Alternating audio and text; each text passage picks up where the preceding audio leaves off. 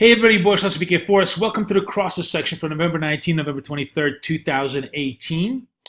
And the story in the crosses this week is really the story of cable. Now, it's an insane trade. I'm the first one to admit it, but it presents the most interesting chart opportunities. So the two trades that look quite interesting to me on the crosses side, both pound Aussie and pound yen. One as kind of perhaps a fade trade. In other words, try to buy the bottom here if you're brave. Another one, which actually, despite the fact that it looks like it's a sell-off, is holding its longer-term uptrend. I'll show it to you on the charts, and that suggests maybe we could see a bounce in the pair.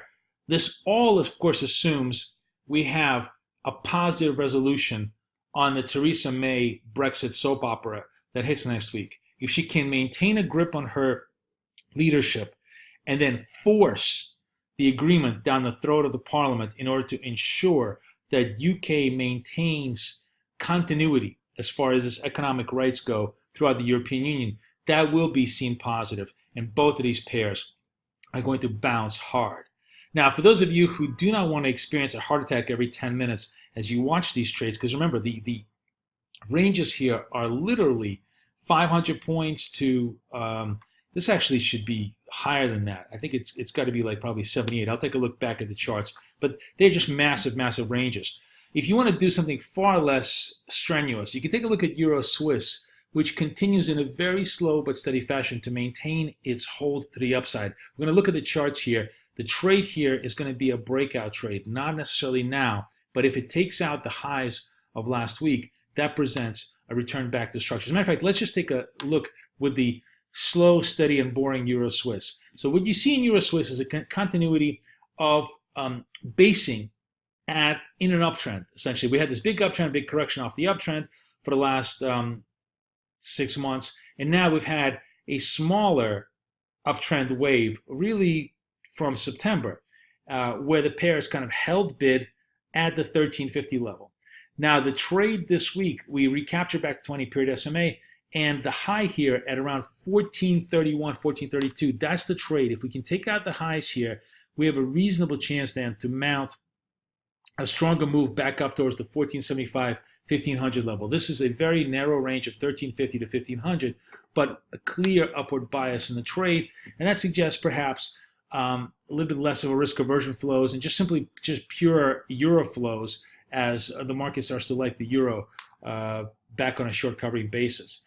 Now, both pound trades, let's just take a look at pound Aussie first.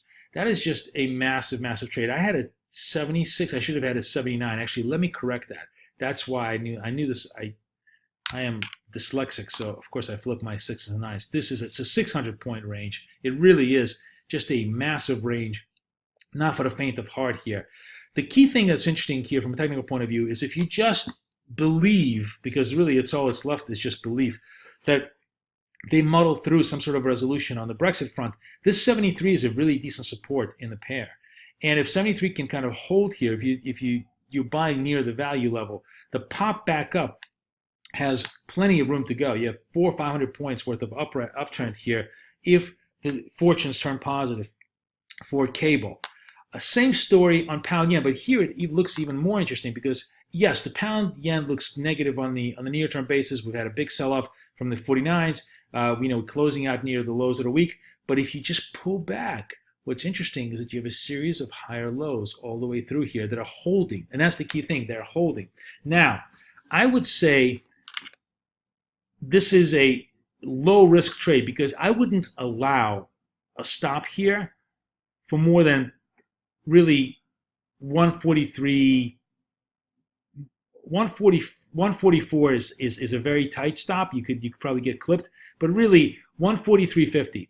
If we take out the 143.50, we're no longer in a pure higher lows uptrend. We're now matching the double bottom here. It becomes a much more negative structure. It could still bounce, but at that point, the risk becomes far less interesting. So you're talking about less than 100 points on dollar yen, which moves sometimes 400 points in a week. It's in a day, excuse me. So very, very tight risk here on the assumption that we may have a chance for a bounce back. I just like the risk reward of this structure, and I like the fact that it's still holding the highs for the time being. And any positive news out of UK really pushes this thing higher. Now, granted, that's a long shot. And if we open up negative as the week starts, I'm going to break all these lows. Then yes, we're going to have a broken construct. All these high lows are no longer going to be in place. And what you're actually going to have is a big distribution top. Now, especially if the 43.50 goes, it opens up scope all the way out to the 40s. I would completely change my tune. If the price action broke the levels here, I would want to be following it back down to 40, as the story then would be that we're looking perhaps at an existential crisis in UK politics and UK history. So that's how the week shapes up. It's all pound all the time, unless you want to take some refuge in a much slower, much calmer Euro Swiss. I wish you guys the best luck, the best trading. Boris Over time.